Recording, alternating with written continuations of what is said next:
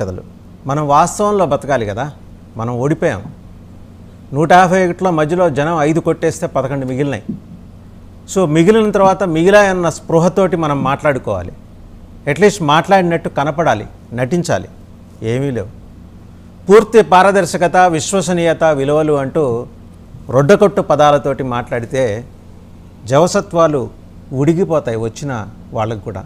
ఎమ్మెల్సీల సమావేశంలో మాజీ ముఖ్యమంత్రి జగన్మోహన్ రెడ్డి చేసిన ఈ వ్యాఖ్యలు మరి ఎంతవరకు ఆ పార్టీని ముందుకు తీసుకెళ్తాయనే దాని మీద అయితే నమ్మకం కలిగించట్లా. దానికి తోడు ఆల్రెడీ అది ముగిసిన అధ్యాయం అని చెప్పేసి తాజాగా కేంద్ర మంత్రిగా బాధ్యతలు స్వీకరించిన శ్రీనివాస్ వర్మ గారు కూడా చెప్తున్న ప్రత్యేక హోదా గురించి మళ్ళీ మాట్లాడుకోవటం, దీన్ని పునరుక్తి దోషం అంటారు.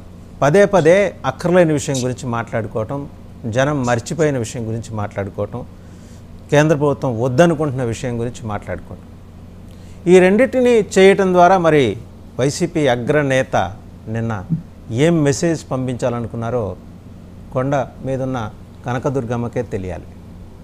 ఎన్సన్తో పాటు ఇంక ఇతరత్ర జాతీయ అంశాలతో కూడా కూడిన డిబేట్లో మనతో పార్టిసిపేట్ చేస్తున్నారు తెలుగుదేశం పార్టీ అధికార ప్రతినిధి ఉప్పలపాటి శ్రీనివాస్ చౌదరి గారు, అలాగే జనసేన అధికార ప్రతినిధి శివపార్వతి గారు, ఇంకా వైఎస్ఆర్సీపీ అధికార ప్రతినిధి పాదయాత్ర వెంకటేశ్వర రెడ్డి గారు, అలాగే బీజేపీ అధికార ప్రతినిధి పెద్దిరెడ్డి రవికిరణ్ గారు.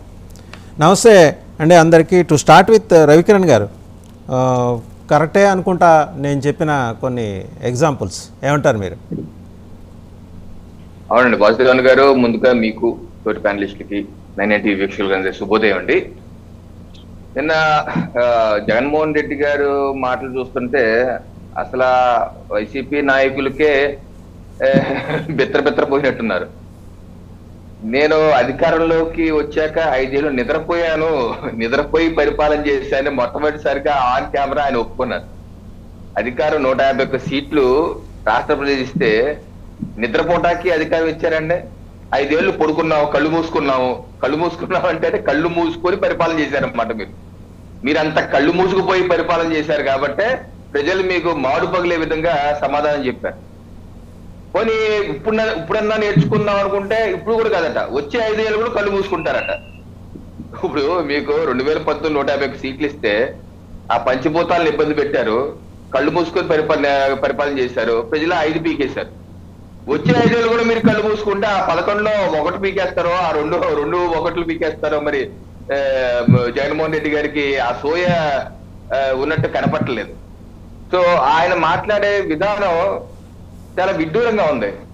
ఆయన ఎంతసేపు ఇదే ధోరణి, నేను 2.7 లక్షల కోట్లు బటన్ నొక్కాను. అసలు ముందు మా ప్రభుత్వం వచ్చాక డెఫినెట్ గా వచ్చే వారం 10 రోజుల్లో శాసనసభ సమావేశంలో కానీ అసలు వైట్ పేపర్ రిలీజ్ చేయాలి. రాష్ట్ర ప్రభుత్వ ఖజానా నుంచి ఎన్ని వేల కోట్లు, లక్షల కోట్లు డైరెక్ట్ డిబిటీ ద్వారా వెళ్లేలో తేల్చాలి. ఎందుకంటే దానిలో అనేకమైన కేంద్ర ప్రభుత్వం కలిపేసుకున్నారు. కొన్ని డమ్మి ఉత్త బట్టలు నొక్కినవి కూడా చాలా ఉన్నాయి. ఇటీవల మనం చూసాం, జనవరి మాసంలో బట్టలు నొక్కుడు కూడా ఎన్నికల ముందు వరకు కూడా వెళ్ళలేదు. అలా ఉత్త బట్టలు నొక్కులు ఎన్ని ఉన్నాయి, ఒకటి తేలాలి. సో ఈ ఎన్ని వరకు పక్కదోవ పట్టాయి కూడా తేలాలి. ఇంకో దాంట్లో కూడా చూశాను, జగన్మోహన్ రెడ్డి గారు ఏమంటారంటే శకుని పాచికల్ లాగట ఈవీఎంలు ఉన్నాయట. అంటే ఆయన ఓటమికి ఈవీఎంలు కారణం అన్నట్టు ఇంకో విధంగా చెప్తున్నారు. ఇది ఎంతవరకు సమంజసం నాకు అర్థం కావట్లేదు. ఎందుకంటే 2019లో కూడా మీరు ఆ ఈవీఎంలు సహకారంతో గెలిచారా? 151 స్థానాలు ఈవీఎం సహకారంతో గెలిచారా?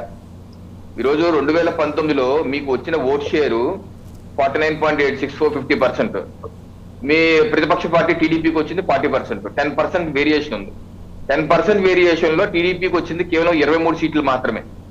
2024 ఎన్నికల్లో మీరు చూస్తే మీకు వైసీపీ పార్టీకి 40% షేర్ వచ్చింది. అంటే గతంలో 2019లో టీడీపీకి వచ్చిన షేర్ మీకు ప్రతిపక్ష పార్టీకి మీకు వచ్చింది. ఇక్కడ ఎన్డీఏ కూటమికి వచ్చిన షేర్ 56%, 16%.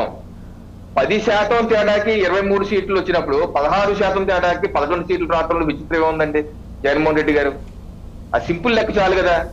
దీన్ని ఏదో ఈవీఎంనో ఎవరి మీదో వేసి అల్ప సంతోషిగా మాట్లాడితే మీరేదో కళ్ళ ప్రపంచంలో జీవిస్తే ఎంతకాలం జీవిస్తారు? అలాగా ఇంకా అలాగే ఉంటారా?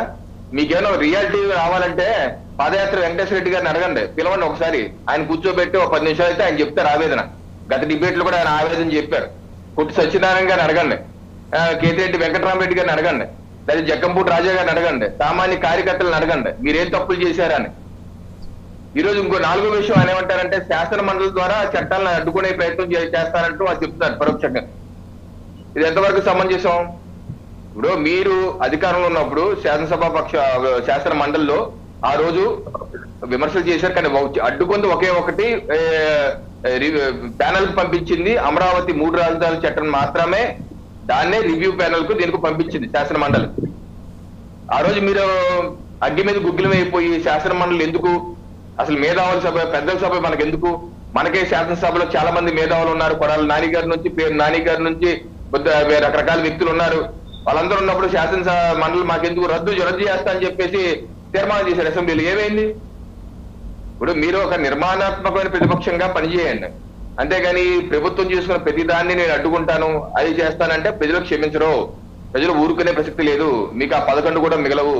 ఒక నిర్మాణాత్మకంగా పనిచేయవలసిందే కానీ మే అడ్డగోలుగా ఇప్పుడు శాసన మండలికి వచ్చిన ఆ ఎమ్మెల్సీలు కూడా జారిపోతారు, రేపు రిజైన్ చేస్తారు, లేదా పార్టీలు మారిపోతారు, అప్పుడేం చేస్తారు మీరు?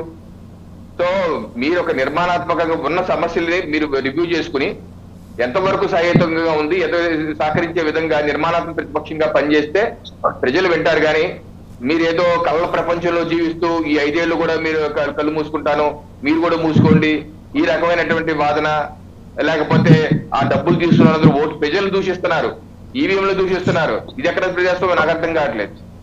ప్రజల్లో ఓట్లేసిన ప్రజల్ని ఎందుకు వాళ్ళు ఓట్లేదు? మీకు ఓట్లేసిన 1,30 లక్షల మంది ఓట్లేశారంటే చిన్న ఫిగర్ ఏం కాదు కదా, చిన్న ఫిగర్ ఏం కాదు అది.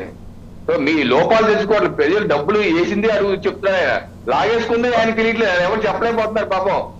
లాగేసుకుంది మద్యం రూపంలో 4 రేట్ల డబ్బులు లాగేసుకున్నారు, విద్యుత్ బిల్లులు 4 రేట్లు లాగేసుకున్నారు, పెట్రోల్ డీజిల్ లాగేసుకున్నారు, బస్ ఛార్జీలు లాగేసుకున్నారు, చెత్త పన్ను, ఇంటి పన్ను, కుళాయి పన్ను, అపార్ట్మెంట్ యూజ్ ఛార్జెస్, ఇలా అనేకమైన బాధుడే కార్యక్రమం పెట్టి అస్తవ్యస్త పరిమాణం మేము అనేకమైన గత 3 ఏళ్లుగా 4 ఏళ్ళ డిబేట్లు చెప్తున్నాం. కేవలం సంక్షేమమే బతికించే జగన్మోహన్ రెడ్డి గారు పాలన చేయాలి, అభివృద్ధి కావాలి, సంక్షేమం కొత్తగా రాష్ట్రానికి ఎన్టీఆర్ గారు ముందు నుంచి చేశారు, ఎన్టీఆర్ గారు తర్వాత చేశారు, అన్ని ప్రభుత్వాలు చేస్తానే ఉన్నాయి. ఈ ఎన్నో సంక్షేమ పథకాలు చేసి ప్రభుత్వాలు కూడా కుప్పకూలిపోయినాయి, మీకు కూడా ఆ పరిస్థితి వస్తుంది. కేవలం సంక్షేమం మీద ఆధారపడద్దు, అన్ని పాలన గాడిలో పెట్టండి, అభివృద్ధి చేయండి. విన్నారా మాట? ఎవరి మాట విన్నారు మీరు? ఎవరి మాట వెళ్ళలేదు. సో మాకు తెలుసు ఏ రకంగా పరిపాలన చేయాలో. మీరు కళ్ళు మూసుకున్న సంతోషం, అలాగే కళ్ళు మూసుకుని ఉండండి జగన్మోహన్ రెడ్డి గారు. రైట్. శ్రీనివాస్ చౌదరి గారు, సరే నమస్తే. సరే, నిన్న జగన్మోహన్ రెడ్డి గారు మాట్లాడింది చూశారు ఎమ్మెల్సీల సమావేశంలో. శాసన మండలి